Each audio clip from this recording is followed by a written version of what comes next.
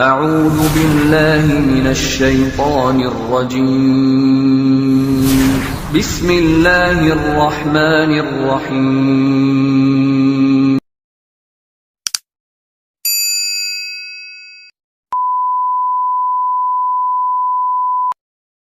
Bismillahirrahmanirrahim.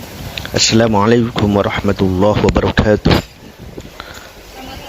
Bismillah, alhamdulillah, wassalatu wassalamu ala rasulillah Sayyidina Muhammadin wa ala alihi wa sahbihi wa man wala. Allahumma salli ala Muhammad wa ala alihi wa sahbihi wa sallim ajma'in. Saudara-saudaraku yang dimuliakan Allah, salah satu cara kita agar hidup kita senantiasa terkontrol dan berada di jalan yang ditentukan Allah adalah mengikuti sunnah-sunnah Rasulullah. Sunnah-sunnah Rasulullah itu bisa sampai ke kita melalui sahabat-sahabat Rasulullah, kemudian melalui tabi'in dan tabi'in tabi'in. Kali ini kita akan mengkaji pesan-pesan Rasulullah yang disampaikan kepada sahabatnya sekaligus menantunya, yaitu Ali bin Abi Thalib radhiyallahu anhu. Dalam buku Wasiatul Mustafa li Sayyidina Ali bin Abi Thalib karramallahu wajhah yang dikarang oleh Syekh Abdul Wahab Asy-Sya'rani, terdapat banyak pesan dan wasiat Rasulullah kepada Sayyidina Ali karramallahu wajhah. Namun pesan ini jangan hanya kita anggap sebagai pesan secara personal, ya, artinya cuma berhenti di Sayyidina Ali. Tidak. Pesan-pesan, wasiat ataupun hadis dan sunnah-sunnah Rasulullah yang disampaikan kepada para sahabatnya sejatinya untuk kita semua, untuk kita amalkan. Oleh karenanya ini juga sangat layak dan pantas untuk kita amalkan. Apa pesan beliau? Ya Ali, idza ghadiballahu ala ahadin razaqahu malan haraman fa idza ishtadda ghadabuhu alayhi wakkala bihi syaitanan yubariku lahu wa yashabuhu wa yushghiluhu bid-dunya 'anid din wa yusahhilu lahu umara dunyahu wa yaqulu Allahu ghafurur rahim. Ya Ali, wahai Ali, kata Nabi, idza ghadiballahu ala ahadin, apabila Allah murka kepada seseorang, razaqahu malan haraman, maka Allah akan memberinya rezeki yang haram, harta yang haram. Jadi kalau Allah sudah memurkai seseorang, maka jangan senang-senang. Harta yang biasanya kita dapat adalah harta yang tidak halal, diberi rezeki yang tidak halal. Fa idza ishtadda ghadabuhu alaihi, jika kemurkaan Allah semakin parah, artinya semakin tinggi murkanya Allah kepada orang tersebut, wakkala bihi syaitanan yubariku lahu, maka Allah akan mengutus setan yang akan membuat hartanya itu dibuat awet, seakan-akan, ya.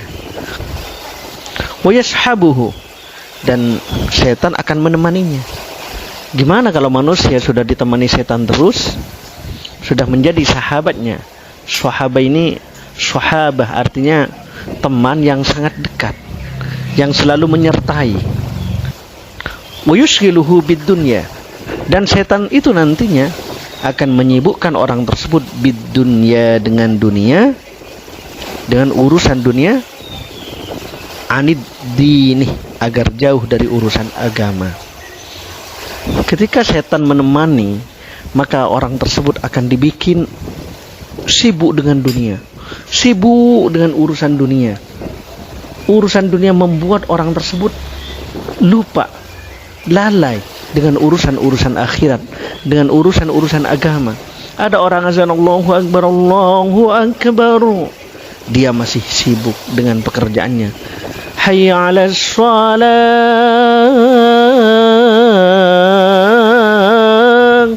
enggak peduli. Dia tetap melakukan pekerjaannya, dari satu pekerjaan ke pekerjaan lain, dari satu masalah ke masalah lain, sibuk dengan masalah-masalah dunia. Setan menyertai, menemani, dan membuatnya semakin sibuk dan berusaha agar orang ini terus berpaling dari kehidupan akhirat, berpaling dari kehidupan agama, meninggalkan kehidupan agama kepada kehidupan dunia, fokus dengan dunianya, sehingga seakan-akan nggak selesai. Mana sempat orang-orang yang sudah dibuat sibuk seperti ini untuk mengikuti majelis taklim, tidak sempat mengikuti sholat berjamaah, tidak sempat. Na'udzubillahi min dzalik. Kemudian wa yusahhilu lahu umura dunyahu, dan setan akan mempermudah orang tersebut terhadap urusan dunianya. Persoalan dunia seakan-akan dibuat mudah. Duit cepat dapat, rezeki lancar, kehidupan dunia pokoknya mudah lah. Jangan terlena, saudara-saudaraku. Inilah yang nantinya bisa disebut sebagai istidraj, cara Allah mengulur-ngulur kehidupannya, sehingga kelihatan rezekinya lancar, kehidupannya adem, ayem, padahal dia sedang diberi istidraj oleh Allah, diulur-ulur kehidupannya. Jangan tenang kalau kita lihat orang seperti itu. Suatu saat ada seseorang datang kepada seorang ulama, "Wahai Pak Kiai, saya sudah lama sholat berjamaah, saya sudah sering ke masjid untuk sholat berjamaah, tapi kok saya rezeki kok kayak sulit terus. Sementara ada orang nggak pernah sholat berjamaah, jangankan sholat berjamaah, sholat juga bolong-bolong, tapi keluarganya adem, tentrem, rezekinya lancar. Bagaimana itu Pak Kiai? Apakah Tuhan adil?" Pak Kiai tersenyum dan mengatakan, itulah permainan setan. Yang khusyuk, yang rajin ke masjid digoda, diganggu hatinya, dibuat orang tadi kecewa. Setan itu akan membuat orang-orang soleh hatinya diganggu, digoda agar kecewa. Kok Tuhan begini ya, kok Tuhan begini. Sementara orang yang nggak rajin ke masjid juga semakin dipoles oleh setan. Udah, kamu sudah asik dengan ini, udah nggak usah ingat-ingat Tuhan, nggak usah ingat-ingat agama, nggak usah ingat-ingat sholat, nggak usah ingat-ingat urusan akhirat. Sudah, ini sudah enak kamu. Dibuat dia terpedaya. Yang soleh dibuat agar dia berpaling dari kesolehannya, sementara yang tidak soleh dibuat agar dia senantiasa berada di situ. Cara setan. Apa kata Kiai itu? Disinilah tugas kamu dalam beribadah kepada Allah. Niatkan bukan karena harta, niatkan bukan karena kehidupan dunia, tapi niatkan hanya satu, apa? Ikhlas kepada Allah. Niat ibadah karena Allah. Dan jangan terpengaruh dengan orang-orang yang oleh Allah dicukupkan rezekinya, seakan-akan lancar, seakan-akan penuh dengan kebahagiaan, kesejukan, keluarganya adem, meskipun gak pernah sholat. Jangan terpengaruh, jangan terpedaya dengan hal-hal seperti itu, karena boleh jadi itu adalah istidraj Allah. Allah sedang mengulur-ngulur kehidupannya hingga pada saatnya, baik di dunia ataupun di akhirat kelak, Allah akan memberikan azab kepada orang tersebut. Sudah, jalani bismillah, istiqomah di jalan Allah, niatkan karena Allah, dan insya Allah Allah akan berikan ketentraman hati, ketenangan hati orang-orang yang senantiasa ingat kepada Allah.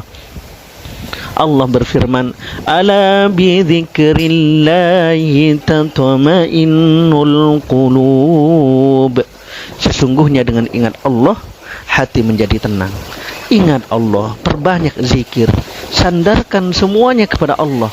Yang lagi kesulitan, yakinkan pada kita Allah sedang menguji kita dengan kesulitan, maka bersabarlah. Yang lagi mendapatkan kebahagiaan, limpahan rezeki. Tanamkan kepada hati kita Allah sedang menguji kita dengan nikmat, maka kita harus banyak bersyukur. Jangan karena nikmat yang banyak, rezeki yang banyak, harta yang melimpah membuat kita semakin jauh dari Allah. Makanya kata Nabi, ajaban li amril mu'min, urusan orang beriman itu sungguh ajaib, kata Nabi. Kenapa? Ketika dia diberi masalah, diberi musibah, diberi kehidupan yang tidak nyaman, tidak enak, sabar, dia bersabar, tenang. Dan ketika dia diberi nikmat, syakar, dia bersyukur. Dan ini kata Nabi hanya dimiliki oleh seorang mukmin. Sedih ataupun senang, dia tetap Allah yang menjadi tempat pelariannya.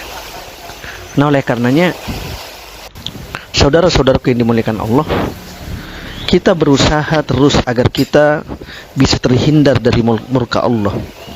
Kita perbanyak mendekat Allah, kita perbanyak berdoa, kita minta kasih sayang Allah. Ketika kita habis baca Quran, Allahumma rahamna bil Quran, sayangi kami ya Allah bil Quran, dengan sebab Al-Quran ini.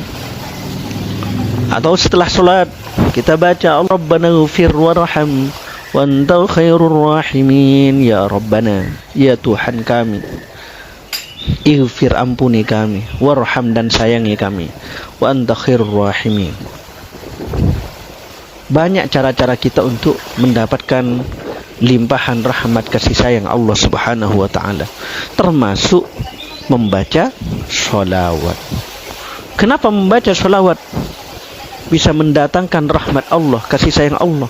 Rasulullah sallallahu alaihi wasallam bersabda, man shalla alayya sholatan wahidatan, barang siapa yang bersolawat kepadaku satu solawat, sallallahu alaihi biha ashran, maka Allah akan memberinya limpahan rahmat kepada orang tersebut 10 kali. Banyak cara-cara yang bisa kita lakukan untuk mendapatkan rahmat Allah, termasuk membaca Al-Quran. Maka oleh karenanya, luangkan waktu kita meskipun hanya sejenak untuk membaca Al-Quran tiap harinya. Setidaknya ayat-ayat Al-Quran yang sudah kita hafal, baca agar tidak lupa. Kalau tidak bisa kita menghatamkan, paling tidak jangan tinggalkan untuk membaca Al-Quran.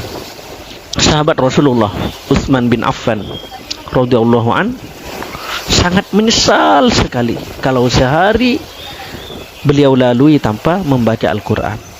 Nah, apakah kita menyesal, sedih, atau menangis, atau bahkan biasa aja? Ini harus menjadi tradisi kita, menjadi kebiasaan kita dalam menjaga rutinitas kita. Insya Allah kalau kita senantiasa menjaga hubungan kita dengan Allah melalui ibadah-ibadah kita, melalui baca Al-Quran, juga dengan memperbanyak selawat kepada Rasulullah, insya Allah kita akan dijauhkan dari murka Allah. Dan sebaliknya, kita akan semakin dekat dengan kasih sayang Allah Subhanahu wa ta'ala. Dan yang terakhir, setan mengatakan pada orang tersebut, Allahu ghafurur rahim, Allah maha pemaaf dan maha penyayang. Artinya apa? Bisikan setan kepada orang yang dia temenin, orang yang dibenci, orang yang dimurkai oleh Allah, dikatakan kepadanya Allahu ghafurur rahim, Allah maha pemaaf dan maha penyayang. Maksudnya bagaimana? Yang disampaikan setan benar, tetapi setan menyampaikan ini dalam rangka membuat orang yang dia temani terlena, sehingga ketika dikatakan Allahu ghafurur rahim, Allah maha pemaaf, orang ini akan makin leluasa berbuat dosa. Tenang, Allah maha pemaaf kok, begitu kira-kira. Setan dibuat terlena, Allah maha penyayang, sudah lakukan semau-mau, nggak peduli halal haram, udah kerjakan, udah nanti minta maaf kepada Allah, Allah maha pemaaf, kira-kira begitu. Dibuat terpedaya oleh rayuan setan, meskipun manusia seringkali tidak sadar kalau itu sebenarnya adalah jebakan setan. Nah, semoga pesan ini dan wasiat dari Rasulullah SAW kepada Ali ibn Abi Thalib karramallahu wajhah ini memberikan manfaat memberikan satu pelajaran dan hikmah kepada kita semua agar kita senantiasa dekat dengan Allah Subhanahu wa taala. Kurang lebihnya mohon maaf. Mari kita tutup dengan doa kafaratul majlis. Subhanakallahumma wa bihamdika asyhadu an la ilaha illa anta astaghfiruka wa atubu ilaik. Wallahu a'lam bishawab. Ihdinas siratal mustaqim. Assalamualaikum warahmatullahi wabarakatuh. Thanks for watching. Dukung terus channel ini dengan menekan tombol subscribe, like, and share. Bagi Anda yang mendukung, kami doakan semoga Anda senantiasa mendapatkan nikmat dari Allah Subhanahu wa taala di dunia dan akhirat. Amin amin amin ya rabbal alamin.